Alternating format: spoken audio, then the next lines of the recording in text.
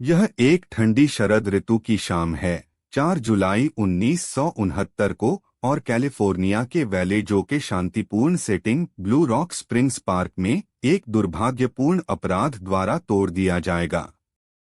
एक जोड़ा, माइकल मेजियू और डार्लेन फेरिन, अपनी कार में पार्क किए हुए हैं, एक रोमांटिक शाम का आनंद ले रहे हैं, जब एक व्यक्ति अंधेरे से बाहर निकलता है।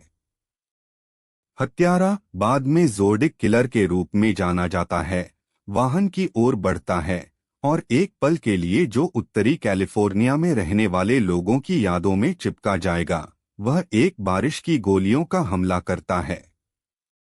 2 गोलियां गूंजती हैं और पार्क में चीखने की आवाजें दूर तक फैल जाती हैं।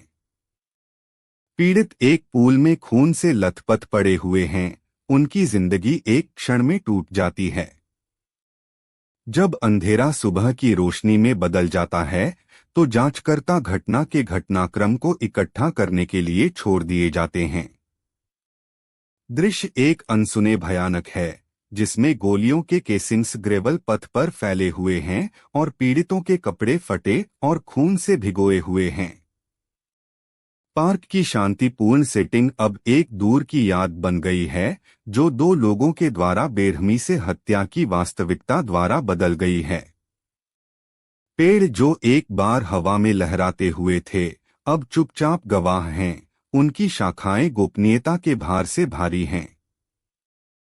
जब सूरज अधिक ऊंचाई में होता है, तो जांचकर्ता सबूतों को प्रोसेस करना शुरू करते हैं, किसी भी संकेत की तलाश में जो उन्हें हत्यारे की दिशा में ले जा सकता है। ज़ोडिक किलर, जिसकी पहचान कभी नहीं हुई, अपने सिग्नेचर क्रिप्टिक लेटर्स और कोड्स छोड़ दिया है, जो अपने पीड़ितों को अक्सर स्वतंत्र रूप से चुनते हैं, किसी विशिष्ट संबंध के बजाय अपराध स्थल के करीब होते हैं। लेकिन यह तरीके से जिसमें वह हमला करता है कि जांचकर्ताओं को हैरान करता है, एक संयोजन की क्रूरता और सटीकता, जैसे कि दुनिया को एक संदेश भेजने के लिए गणना किया गया हो। हत्यारा एक मास्टर मैनिपुलेटर है, अक्सर पुलिस के साथ अपने संचारों को ताना मारता है, जो क्रिप्टिक है, लेकिन अपनी वास्तविक पहचान को उजागर करने के लिए आकर्षक रूप से करीब है। पीड़ितों के गवाहों को घटना से हिला दिया गया था, जो एक व्यक्ति का वर्णन करते हैं जो एक लाल हुडेड स्वेटशर्ट पहनता है, जो लगभग 5 फीट 10 इंच की ऊंचाई का होता है, एक विशिष्ट मूंछ के साथ। गवाहों ने एक उच्च श्रेणी की आवाज की सुनी, जो खतरनाक है, जो तुम बास्टर्ड के रूप में चिल्लाता है जब हत्यारा अपराध स्थल से भाग जाता है। स्क्रीचिंग टायरों की आवाज की रिपोर्ट की जाती है जब हत्यारा भाग जाता है, जो केवल एक क्रिप्टिक संदेश छोड़ देता है, जो बाद में खोजा जाता है, जो हत्यारे के प्रसिद्ध कॉलिंग कार्ड्स में से एक बन जाता है। दृश्य शांत हो जाता है, जिसमें केवल दूर के हाईवे पर चलते हुए वाहनों की ध्वनि होती है। यह एक भयानक याद दिलाता है कि एक क्षण में जिंदगी हमेशा के लिए बदल सकती है। जब जांचकर्ता दृश्य का सर्वेक्षण करने के लिए आते हैं, तो उन्हें एक दृश्य का सामना करना पड़ता है जो पूरी तरह से क्षति है। पहले प्रतिक्रियाकारी पहुंचते हैं और माइकल मेजियू को जिंदा पाते हैं, जबकि डार्लेन फेरिन के पास उन्हें गतिहीन देखते हैं। पैरामेडिक्स कार्रवाई में आते हैं, पीड़ितों को स्थिर करने के लिए दौड़ते हैं, लेकिन यह देर हो चुकी है। डार्लेन फेरिन को अपराध स्थल पर मृत घोषित कर दिया जाता है। माइकल मेजियू अपने अनुभव को सहन करेगा, बाद में जांच में महत्वपूर्ण गवाही देगा। जांचकर्ताओं के लिए यह एक गहरा दर्द है कि उनकी असफलता के परिणामस्वरूप जीवन टूट जाता है। इससे पहले कि हम आगे, केंद्रीय व्यक्ति इस मामले में आर्थर लीग एलन थे, जो उस समय कैलिफोर्निया के वैलेजो में रहते थे जब ज़ोडियाक किलर की अपराध हो रहे थे।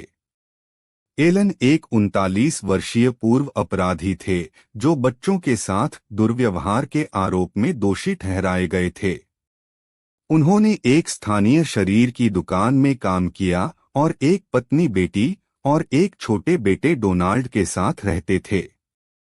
वह एक मैकेनिक के रूप में अपना काम करते थे और उनकी पत्नी बेटी ने उन्हें एक प्यार करने वाले और देखभाल करने वाले पिता के रूप में वर्णित किया।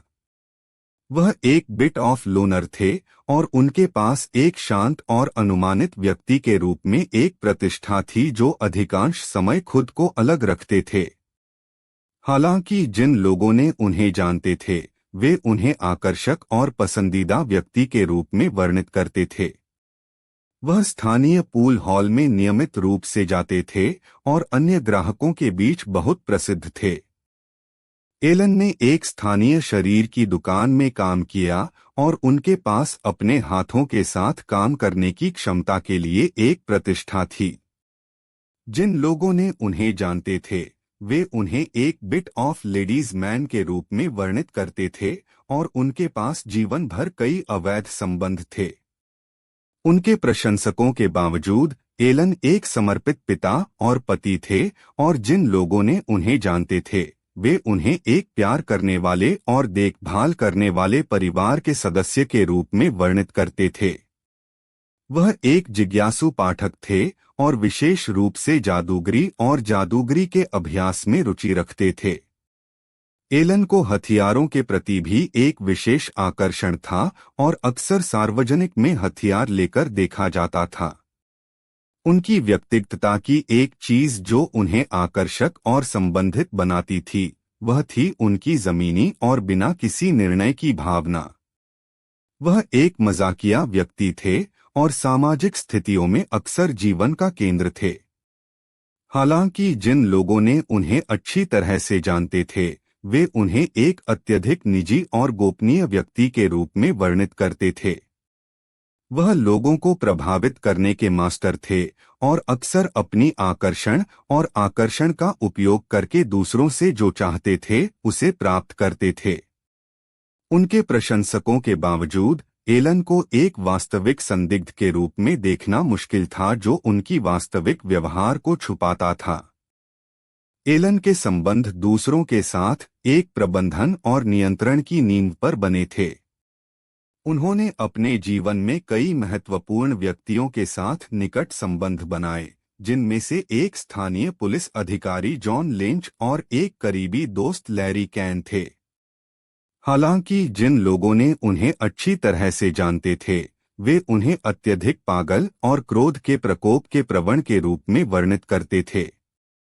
वह अपने विश्वास के लोगों के प्रति अत्यधिक निष्ठावान थे लेकिन उन्हें खतरा मानते हुए भी उन्हें समाप्त करने के लिए बहुत कुछ करने को तैयार थे। जोडियाक किलर के अपराधों की दर बढ़ने के साथ एलन के संबंध दूसरों के साथ फट गए और फट गए। स्वागत है क्राइम सीन में जहां हम इतिहास के सबसे अंधकारमय कोनों में डाइव करते हैं। आज हम जोडियाक किलर के दुर्जेय मामले पर एक नजर डालेंगे। यह 20 दिसंबर 1968 की एक ठंडी शाम थी जब वैलेजो कैलिफोर्निया में एक ठंडी शाम थी। सूरज ने बस सेट हो गया था, शहर पर एक अंधकारमय छाया डाली। एक घना कोहरा आ गया जिससे निवासियों को सिर्फ कुछ फीट आगे देखने की अनुमति मिली।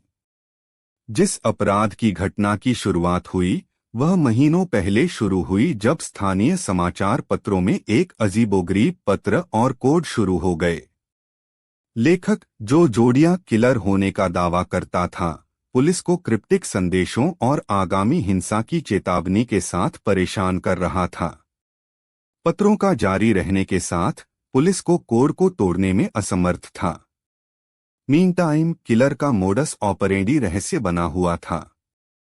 वह जोड़ियों को निशाना बना रहा था, अक्सर एक युवा महिला और एक बड़े आदमी के साथ।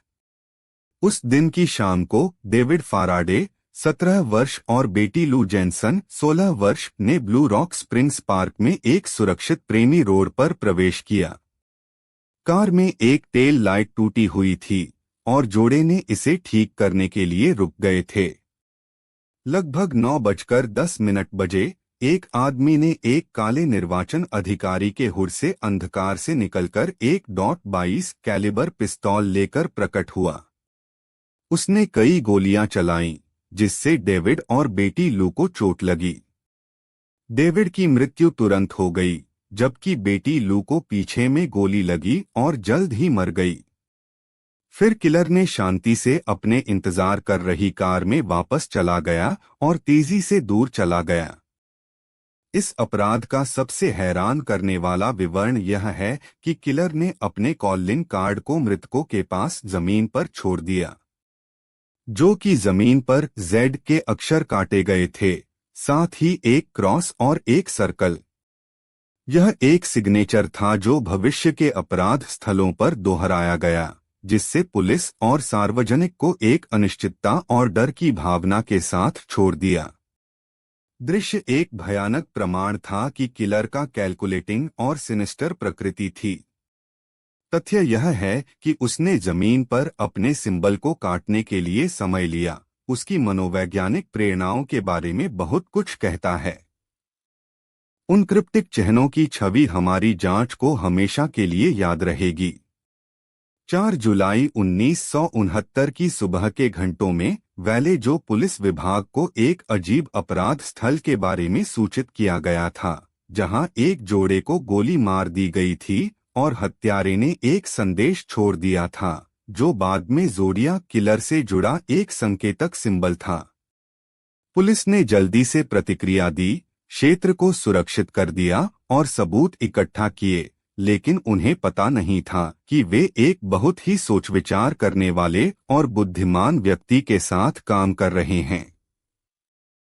शुरुआत में जांचकर्ताओं ने अपराध को बस एक अन्य साधारण गोलीबारी माना, लेकिन जब और शव मिले तो उन्हें एहसास हुआ कि वे एक श्रृंखला किलर के साथ काम कर रहे हैं। पुलिस को अचानक हमला किया गया था और उनकी प्रतिक्रिया असंगठित थी, जिसमें अलग अलग विभागों ने स्वतंत्र रूप से काम किया, जिससे एक कम समन्वय हुआ। यह अंततः उनकी जांच को रोकने और हत्यारे को पकड़ने में मुश्किल बन गया। मामले में मोड़ तब आया जब एक प्रमुख सबूत का पता चला जो सब कुछ बदल देगा। वैले जो टाइम्स हेराल्ड को भेजे गए एक संदिग्ध पत्र, जिसे ज़ोडियाक किलर ने हस्ताक्षर किए थे, जिसमें एक संकेत कोड था जो पुलिस के लिए कई महीनों तक अवरुद्ध रहा। पत्र पुलिस के लिए एक खुला चुनौती की तरह दिखाई दिया, जिसमें उन्हें एक संदिग्ध संदेश के साथ ताना मारा गया था, Z13 ने फिर से हमला किया है। संकेत एक जटिल श्रृंखला कोड था जिसे पुलिस ने कई महीनों तक नहीं तोड़ पाया, और यह एक लालची की तरह दिखाई दिया, जो उन्हें सूंघने के लिए डिजाइन किया गया था। हालांकि पुलिस ने संकेत को तोड़ने के लिए उन्नत तकनीकों का उपयोग किया, लेकिन उन्हें अभी भी हत्यारे की पहचान करने में कोई मदद नहीं मिली। ज़ोडियाक किलर ने सावधानी से संकेत को बनाया था जो तोड़ने में असंभव है, या कम से कम ऐसा दिखाई देता था। जांच जारी रहने पर कई व्यक्ति प्रमुख संदिग्धों के रूप में उभरे, जिनमें आर्थर ली एलन, एक दोषी से बच्चों के साथ दुर्व्यवहार करने वाला, और रिचर्ड गायकोस्की, एक पत्रकार जो बाद में साफ कर दिया गया, शामिल थे। दूसरा प्रमुख संदिग्ध एक पूर्व नेवी अधिकारी नाम जैक टार्रेंस था, लेकिन वह भी एक गहन जांच के बाद साफ कर दिया गया। पुलिस ने रॉस सुलिवन नाम के एक व्यक्ति की भी जांच की, जिसे हिंसा का इतिहास था, लेकिन वह अंततः बाहर कर दिया गया। सभी संदिग्धों के अलग अलग अलीबी थे, और पुलिस को उन्हें अपराधों से जोड़ने वाले कोई स्पष्ट सबूत नहीं मिले।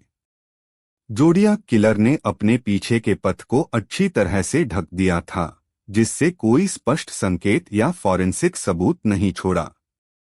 ज़ोडियाक किलर के संदिग्ध संदेश और शारीरिक सबूत की कमी ने पुलिस के लिए उन्हें पकड़ने में मुश्किल बना दिया। मामले में सबसे अजीब पलों